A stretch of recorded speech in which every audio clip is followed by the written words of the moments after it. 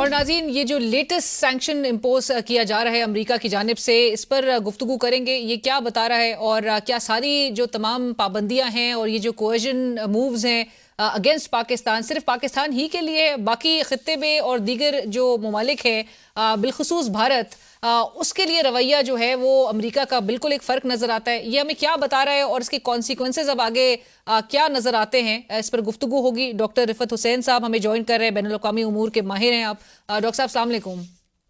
वालेकुम अस्सलाम। डॉक्टर साहब, thank you so much for your time, it's always a pleasure having you on the show.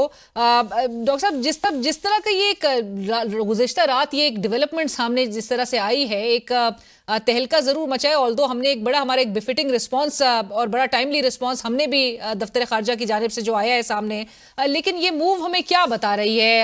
America 1965 के बाद से जिस किस्म की कोएजन टैक्टिक्स पाकिस्तान के खिलाफ ही सिर्फ इस्तेमाल करते आए और जो पाबंदियां आयद करते आए हैं, सिर्फ पाकिस्तान को क्या हक नहीं है डॉक्टर साहब के डिफेंस के लिए हम कोई इकदामात लें? बिल्कुल। आप अलीना सही कह रही हैं कि पाकिस्तान के पास काफ़ी सारी ऑप्शंस हैं, और इन इन जो लेटेस्ट रैफ्ट ऑफ सैंक्शंस हैं जिसको तहत पाकिस्तान को निशाना बनाया जा रहा है, उसके बारे में मैं एक before I answer your question, मैं उसके बारे में एक बात करना चाहता हूँ। आपको याद होगा कि जब प्रेशर सैंक्शन पाकिस्तान के ऊपर लगाई गई थी, उस वक्त सीनियर बुश जो थे, he was in control of the white house, और जाते जाते उन्होंने पाकिस्तान को, जब उन्होंने अफगानिस्तान से निकलने का फैसला किया, तो उन्होंने पाकिस्तान को उन सैंक्शंस का निशाना भी बनाया। तो मेरे लिए ये कोई अचंभे की बात नहीं है कि पाकिस्तान की इस रिस्पांस के नतीजे में और पाकिस्तान का बिल्कुल एक नेचुरल राइट है, जैसा कि फॉरेन ऑफिस के स्पोक पर्सन ने भी कहा है कि these are sanctions which are unjust और दे आर इलेजिटिमेट। और इसके बारे में एक बड़ी जो इम्पोर्टेंट बात है वो जो मैं करना चाहूँगा कि ये सैंक्शंस जो हैं, ये बाइडेन एडमिनिस्ट्रेशन ने जाते जाते पाकिस्तान के ऊपर लगाई हैं, और जिसका मैथ्यू मिलर ने भी इसका इतराफ़ किया है। और ये 4 एंटिटीज़ हैं जिनके ऊपर सैंक्शंस लगाई गई हैं। एक हमारी नेशनल डिफेंस कॉम्प्लेक्स कॉम्प्लेक्स है, उसके वाले से हैं, और 3 एफिलिएटेड जो प्राइवेट कंपनीज हैं। all those 3 are based in Karachi. और इस नेशनल डिफेंस कॉलेज के नेशनल डिफेंस का जो कॉम्प्लेक्स है, उसके बारे में तो आपको पता ही है कि that has been the leading procurer of technology from these sources. और अमेरिका इस बात पे पाकिस्तान के ऊपर काफ़ी नाखुश है कि पाकिस्तान को वो अपने जो जायज़ हकूक़ हैं उसके इस्तेमाल से काबू में रखने की कोशिश करता नाकाम होता नजर आता है। बट डॉक्टर साहब, साथ साथ ये सवाल भी बड़ा उभर रहा है कि क्या अमेरिका सिर्फ और सिर्फ इस खित्ते में भारत को ही इस खित्ते का चौधरी बनाना चाहता है? जी बिल्कुल, ये बात बिल्कुल वाज़ेह है। इन सैंक्शंस के हवाले से ये बात वाज़ेह है। ये सैंक्शंस जो हैं एग्जीक्यूटिव ऑर्डर के तहत पाकिस्तान के ऊपर लगाई गई हैं, और मुझे ये लग रहा है कि this foretells us a lot of trouble for Pakistan, क्योंकि ये एक न्यू ईरा ऑफ सैंक्शंस हैं जिसके तहत पाकिस्तान को को अपने काबू में लाना चाह रहे हैं। और उसकी जो हर किस्म की कॉपरेशन जो है, आपको याद होगा कि कुछ 6 महीने पहले चाइना रिलेटेड भी सैंक्शन उन्होंने पाकिस्तान के ऊपर लगाई गई हैं। लेकिन ये सैंक्शन जो हैं उनमें और जो पहली सैंक्शन लगी है उसके अंदर बुनियादी फर्क ये है कि ये सैंक्शन जो है ये अमेरिका के लॉज के तहत लगाई गई हैं, और उन्होंने नाम लेके इन एंटिटीज़ का, जो एफिलिएटेड एंटिटीज़ हैं या जो उसके वाले से जो नेशनल हमारी जो डिफेंस कॉम्प्लेक्स है जी, उसके ऊपर भी इन्होंने सैंक्शन लगाई एक बाकायदा हमारे कौमी इदारे को टारगेट किया गया है डॉक्टर साहब। लेकिन बाइडेन एडमिनिस्ट्रेशन अब क्या लगता है, आपने जिस तरह से कहा कि कानूनी तरीके से ये एग्जीक्यूटिव ऑर्डर के तहत बल्कि ये सैंक्शंस इम्पोज किया जाना, पाबंदियां लगाना, क्या डोनाल्ड ट्रंप की एडमिनिस्ट्रेशन 1 माह बाद जब अस्यूम करते हैं वो चार्ज, उनके लिए ये रिमूव करना या इसको लिफ्ट करना आसान होगा?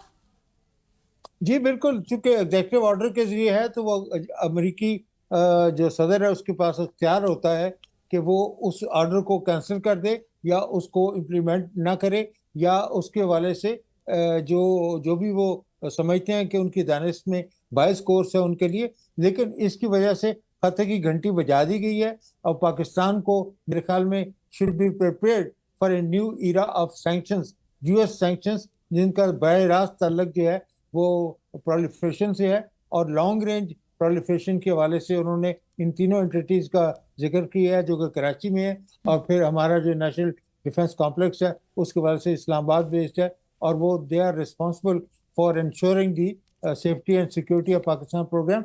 लेकिन इसके साथ साथ हमें ये बात को भी नहीं भूलना चाहिए कि अमरीकी जो सदर हैं उनके पास इख्तियार तो मौजूद हैं, लेकिन क्या वो उन इख्तियार को उस तरीके से इस्तेमाल करेगा कि कोई भी पाकिस्तान को एक लेवल प्लेइंग ग्राउंड जो है वो मुहैया की जाए। और मुझे नहीं लगता कि इन सैंक्शंस के हवाले से जितनी उजलत से काम लिया गया है, और जो लास्ट उनकी जो प्रेस कॉन्फ्रेंस है मैथ्यू मिलर साहब की, जी। उसके हवाले से उन्होंने इसका जिक्र भी किया है।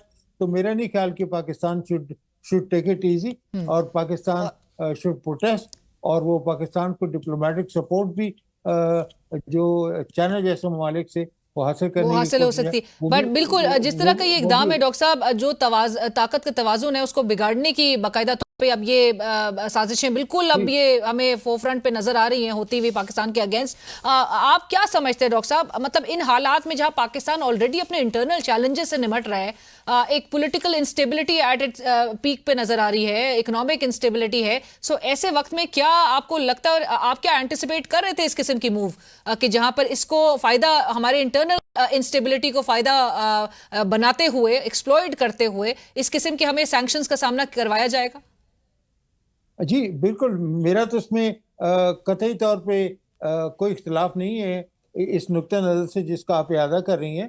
तो मैं समझता हूँ कि पाकिस्तान को should brace for hard times, लेकिन डिस्करेज होने की बात नहीं है। पाकिस्तान को वो हर इकदाम करना चाहिए, और जो कि उसकी दिफाई हिकमत अमली के पेश नज़र किया जा सकता है। और Pakistan should not feel discourage, even though बहुत सारे जो खास तौर पर मुझे कहने दीजिए कि पीटीआई के जो हमारे जो दोस्त हैं वो ये इन सैंक्शंस को बहुत ही ज़्यादा नेगेटिव लाइट में पाकिस्तान के लिए पोर्ट्रे करेंगे, और कहेंगे कि देखिए ये तो ट्रंप एडमिनिस्ट्रेशन के आने से अगर वो इस पॉलिसी को जारी रखते हैं, उसमें कोई तब्दीली नहीं करते हैं, तो वो शायद हक बजानब होंगे ये कहने में।